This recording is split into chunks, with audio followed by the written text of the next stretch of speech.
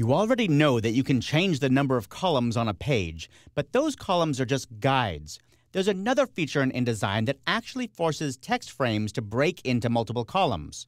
Let me show you how you do it. I've opened the root article file from the exercise folder, and I'm going to jump to the next spread by pressing Option Page Down or Alt Page Down.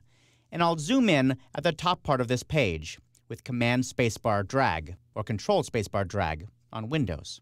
I can see that I have a text frame here, and it's a single column.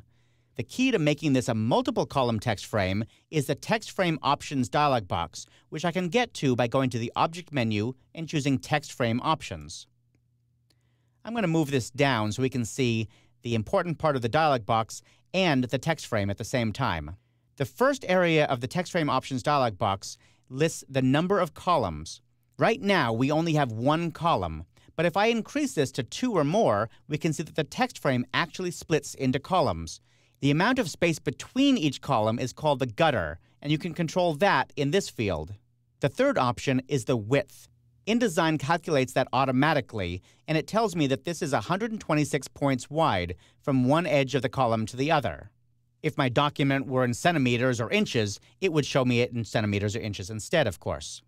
Sometimes, when I'm working on a document, the design calls for a very specific column width. For example, maybe 12 picas. I can come up here and replace this width with exactly the amount I want. I'll do 12p and then press Tab to jump out of that field. And you can see that InDesign actually changes the width of the column. In fact, it changes the width of the whole frame. I'll move this dialog box up and click OK because I want to show you a problem. I've specified a very specific width for my column, but if I accidentally come up here and stretch this frame out, InDesign throws it out the window. I still have 2 columns, but they're completely the wrong width now. Fortunately, InDesign has 2 features that will help with this. I'm going to go back to the Text Frame Options dialog box, but this time I'm going to use a shortcut. You could press Command-B or Control-B on Windows, or, my favorite shortcut, simply Option-double-click or Alt-double-click on Windows. When you do that, up comes the Text Frame Options dialog box. Move this out of the way a little bit. And I'm going to change the columns pop-up menu from fixed number to fixed width.